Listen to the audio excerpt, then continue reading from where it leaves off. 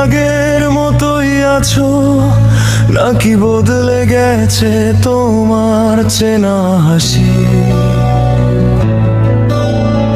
আমায় কি আজও আগের মতোই বাসো ভালো, নাকি নতুন কাউকে করেছো খুব বেশি বিশ্বাসী? আমাকে কি তবে ভুলে গেছো অবহেলায়, নতুন কোন সঙ্গীর মায়ায় পড়ে?